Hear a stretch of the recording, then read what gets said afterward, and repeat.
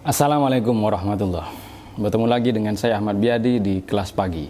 Teman-teman, kali ini kita akan membahas sebuah topik yang cukup menarik tentang mukjizat dan sains. Topik ini menjadi menarik karena menghadirkan beberapa pertanyaan yang cukup menggelitik. Misalnya, apakah mukjizat itu nanti bisa dijelaskan oleh sains?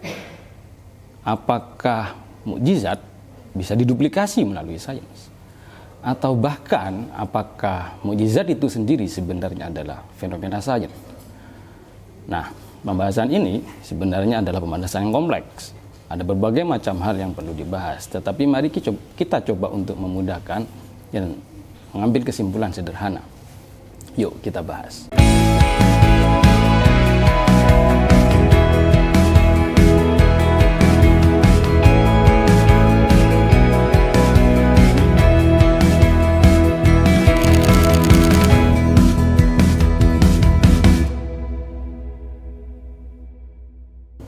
Pertama, kita perlu membahas mukjizat dan karomah. Ada dua istilah yang mirip tapi tidak sama, yaitu mukjizat dan karomah. Al-Imam Abu Nasr At-Tusi dalam karyanya Al-Luma, beliau menjelaskan kalau mukjizat itu terjadi kepada Nabi Muhammad, kepada para nabi. Sedangkan kalau karomah itu terjadi kepada waliullah. Jadi kalau mukjizat ini diberikan kepada para nabi, sedangkan karomah itu diberikan kepada waliullah, orang-orang soleh, kekasih Allah. Abu Najib As-Sahrawardi dalam karyanya Adabul Muridin menambahkan, kalau mukjizat ini diberikan kepada nabi, fungsinya sebagai dalil atau bukti kebenaran mereka, karena ini adalah bukti kebenaran pengakuan mereka sebagai nabi, maka harus ditampakkan, harus disampaikan kepada orang. Sedangkan kalau karomah itu diberikan kepada waliullah, di mana fungsinya bisa jadi merupakan ajaran atau mengajari atau menguatkan mereka, atau mungkin juga fungsinya adalah memberikan kebahagiaan dan kenikmatan kepada para wali itu. Karena itulah maka kalau karomah itu sebaiknya tidak ditampakkan atau ditunjukkan kepada orang lain, kecuali Allah Subhanahu wa taala sendiri yang kemudian akan menampakkannya melalui cara yang Allah kehendaki. Inilah perbedaan antara karomah dan mukjizat. Kalau begitu berarti hal-hal ajaib itu tidak hanya terjadi kepada para nabi, tetapi juga kepada selain nabi yang disebut dengan karomah. Nah, ada tiga hal sebenarnya keajaiban yang disampaikan oleh Ibnu Sina. Ibnu Sina memberikan sebuah model untuk tipologi terhadap tiga hal ajaib. Dalam karyanya Al-Isyarat wa Tambihat, Ibnu Sina memberikan tiga kategori tentang hal ajaib. Yang pertama, hal ajaib yang merupakan kekuatan jiwa dengan mengandalkan interaksi terhadap hal-hal gaib, seperti sihir dan lain sebagainya. Yang kedua, keistimewaan dari Allah Subhanahu wa taala dengan keluar dari hukum alam yang berlaku seperti mukjizat dan karomah. Dan yang ketiga, pemaksimalan hukum alam itu sendiri yang berlaku di alam semesta, seperti sains, mungkin juga sulap dengan mengandalkan ilusi, dan lain sebagainya. Ini model tipologi yang diberikan oleh Ibnu Sina. Kalau begitu, maka kita dapat melihat bahwa sains dan mukjizat berada dalam tipologi yang berbeda. Karena sains itu berarti adalah sistem pengetahuan kita tentang alam fisik dan perilakunya dengan metode yang sistematis dan terbuka. Karena ketika kita tahu cara kerja dari sesuatu, kita juga tahu cara merekayasanya. Dan voila, hadirlah teknologi-teknologi yang berkembang. Karena kita mengerti cara mainnya, kita mengerti cara intervensi. Nah, teman-teman sekalian, melalui model ini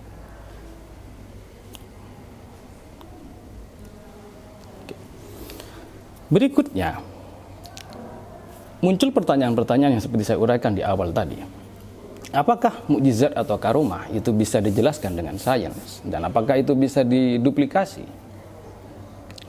Kalau kita menggunakan model tipologi Ibnu Sina tadi, mukjizat atau karomah itu berada pada tipe yang berbeda dengan sains, di mana sains itu memaksimalkan hukum alam, apa yang kita ketahui dari hukum alam lalu kita mengintervensinya. Sedangkan mukjizat dan karomah itu sendiri justru adalah eksepsi, pengecualian dari hukum alam itu sendiri oleh Allah Subhanahu wa taala dengan tujuan menunjukkan kebesaran Tuhan, dengan menunjukkan kebesaran Allah Subhanahu wa taala. Maka kalau begitu ini dua hal yang tidak sama. Kalau begitu maka karomah atau mukjizat itu seolah-olah sedang memberitahu bahwa hukum alam itu yang buat saya. Karena itulah saya juga bisa melakukan pengecualian-pengecualian terhadap hukum alam itu sendiri. Itulah yang terjadi dalam mukjizat atau karomah. Sedangkan sains itu merupakan pengetahuan kita terhadap alam fisik dan fenomenanya. Kemudian kita melakukan intervensi atau rekayasa sehingga kita bisa menghasilkan berbagai macam hal yang luar biasa. Apakah mukjizat itu bisa diduplikasi? Bisa dilakukan lagi? Kalau yang dimaksud dengan duplikasi artinya melakukan dengan cara yang sama dan hasil yang sama seperti yang dilakukan di dalam mukjizat atau karomah, maka tentu saja tidak bisa, karena variabel utama di dalam mukjizat dan karomah adalah kehendak Allah Subhanahu wa taala. Kita tidak bisa meminta sedemikian rupa sehingga kemudian Allah memberikan. Itu semuanya kembali kepada kehendak Allah Subhanahu wa taala. Tetapi jika yang dimaksud dengan duplikasi adalah melakukan dengan hasil yang sama meskipun caranya berbeda, sebut saja yang ini adalah replikasi. Mungkin sebagian dari mukjizat atau karomah bisa direplikasi. Misalnya Nabi Daud alaihissalam di dalam Al-Quran, salah satu mukjizatnya adalah wa'alanna lahul hadid. Beliau mampu membelokkan, mampu membentuk besi. Nah, ini juga bisa kita lakukan dengan sains, dengan hasil yang sama, tetapi caranya tidak sama. Kita mampu membelokkan, kita mampu membentuk besi dengan teknologi yang terkini. Begitu juga dengan yang terjadi misalnya dengan Nabi Isa alaihissalam. Di dalam Al-Quran, Allah menjelaskan bahwa salah satu mukjizat Nabi Isa alaihissalam itu adalah menyembuhkan orang yang terkena penyakit baros dan akmah. Akmah itu buta. Ini juga bisa dilakukan dengan cara yang berbeda dan hasilnya sama. Orang buta mungkin bisa kita lakukan dengan transplantasi mata atau mungkin pengobatan lainnya. Begitu pula dengan penyakit baros. Hasilnya sama, tapi caranya tidak sama. Jadi kalau yang dimaksud adalah replika, bagaimana mengupayakan hasil yang sama tapi caranya yang berbeda, mungkin sebagian mukjizat bisa dilakukan. Tetapi sebagian mukjizat atau karomah yang lain mungkin saja juga tidak bisa dilakukan. Nabi Isa alaihissalam bisa menghidupkan orang yang sudah meninggal. Ini agak sulit kalau kita menggunakan sains bagaimana menghidupkan orang yang sudah meninggal. Begitu juga dengan Al-Quran yang merupakan mukjizat Rasulullah SAW, itu juga akan mustahil untuk dilakukan melalui pendekatan sains.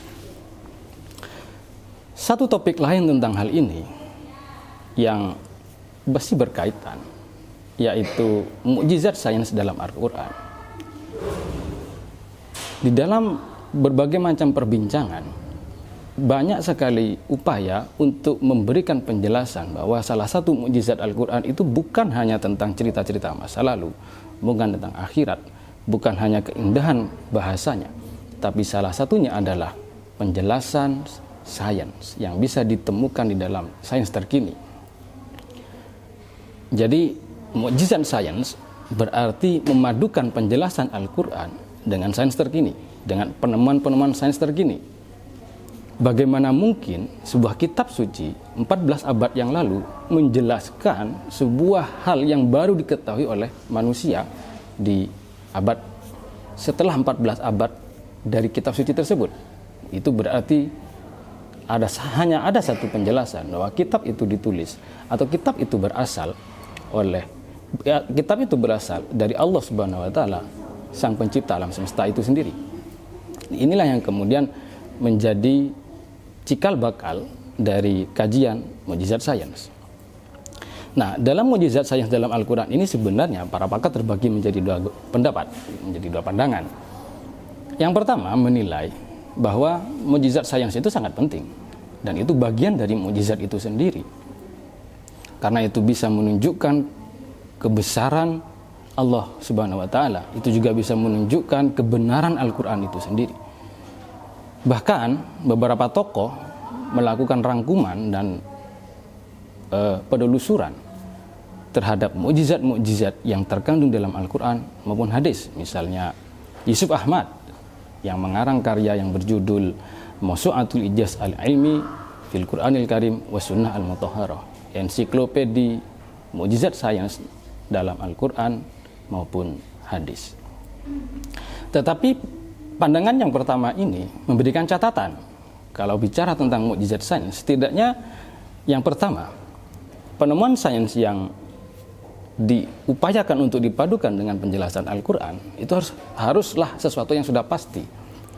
Pengetahuan kita dalam sains itu karena mungkin sangat akan terkoreksi atau berubah di masa yang akan mendatang. Jika penjelasan sains ini kemudian berubah atau bahkan dibuktikan bahwa itu salah, apakah itu kemudian berarti Al-Quran akan salah? Karena itulah para tokoh yang berpandangan dalam hal ini memberikan kriteria bahwa kita memadukan penjelasan sains dengan penjelasan Al-Quran itu kalau sudah pasti.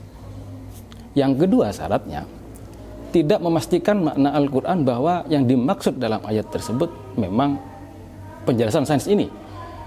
Karena seperti yang dijelaskan tadi, kemungkinan itu akan terkoreksi oleh penemuan-penemuan berikutnya. Kita hanya mampu mengira-ngira mungkin maksudnya demikian. Kalau andaikan tidak, berarti tidak demikian. Karena penemuan sains adalah penemuan sains, Al-Quran adalah Al-Quran. Bagaimanapun Al-Quran adalah Al-Quran. Jadi dua kriteria inilah yang kemudian diberikan oleh para tokoh yang mengatakan bahwa penting tentang mukjizat sains dalam Al-Quran. Pandangan yang kedua menilai bahwa yang paling penting dalam Al-Quran itu bukanlah soal mukjizatnya. Yang paling penting dalam Al-Quran bukan soal penjelasan sainsnya, tapi justru yang terpenting dalam Al-Quran itu bagaimana mengamalkan ajarannya. Bukankah ini yang menjadi sesuatu yang paling penting dalam Al-Quran? Bukan mengupayakan energi kita untuk membicarakan, mencocokkan dengan penjelasan sains, tapi justru bagaimana Al-Quran bisa menjadi ajaran yang bisa kita amalkan, bukan hanya saat ini, tapi juga di masa yang akan datang. Memadukan sains dengan Al-Quran itu sangat beresiko. Seperti yang dijelaskan tadi, bahwa sains sangat terbuka terhadap koreksi, karena suatu saat mungkin saja penjelasan sains tersebut akan dikoreksi. Nah, upaya yang terpenting dari Al-Quran, kajian Al-Quran justru adalah tentang ajarannya, baik tentang saat ini maupun masa yang akan datang, sekaligus meramu kode etik. Bagaimana kita memaksimalkan sains itu sendiri. Kode etik inilah yang mungkin dibutuhkan, karena bagaimana kalau tidak ada kode etik, sains bisa sangat-sangat liar, sains bisa sangat-sangat melampaui banyak hal. Sebutlah beberapa contoh, misalkan bagaimana tentang rekayasa genetika manusia, atau bahkan mungkin uploading mind manusia transenden. Kalau tanpa ada kode etik, maka upaya manusia memaksimalkan pengetahuan melalui sains ini terhadap hukum alam semesta ini bisa sangat-sangat di luar jangkauan yang kita tahu. Karena itu upaya pandangan yang kedua ini lebih menekankan kepada bagaimana ajaran Islam itu dirumuskan untuk sekarang dan masa yang akan datang. Yang kedua, menyusun kode etik bagaimana kita memaksimalkan sains. Itu teman-teman sekalian untuk hari ini. Semoga bermanfaat. Assalamualaikum warahmatullahi wabarakatuh.